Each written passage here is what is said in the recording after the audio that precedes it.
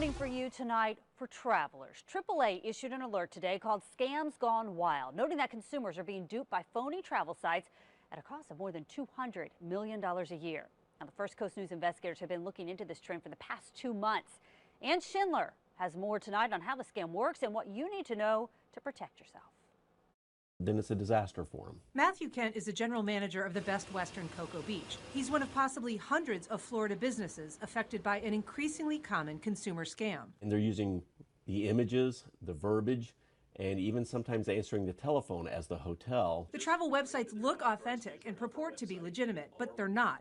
Many tack on extra fees and often don't deliver what they promise. We get consumers who are promised a room with kitchens or that they can bring their pets, and they show up at the hotel looking for that hard-earned vacation, and they're very disappointed because they didn't get what they paid for. That's exactly what happened to Debbie Greenspan. So I went online, looked up the hotel that I wanted to stay in, and thought I'll just call and ask them a few questions and I'll make my decision. She booked her room using a number from an online website, and she thought she'd reached a legitimate hotel. But when she tried to cancel, she got an ugly surprise. They said, "You didn't book with us, you booked with a third-party reservation company.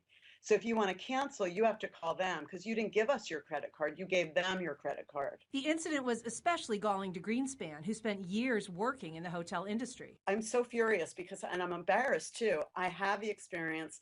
And I feel like, how could this have happened to me? Unfortunately, Matthew Kent says most ordinary customers are just as shocked. When the consumer got here, we couldn't convince them that it wasn't us. The problem has become so widespread that in June, the entire Duval legislative delegation signed a letter to the Federal Trade Commission asking them to open an investigation into the practice. The following month, the agency posted this warning on its website, urging consumers to be skeptical of third-party booking sites. But the problems for Florida haven't stopped, and Matt Kent fears they may be building. They know that online travel is big, and they know Florida is big. So when you put those two together, it makes Florida a great target for it. Ann Schindler, First Coast News, NBC 12, ABC 25. Now, the FTC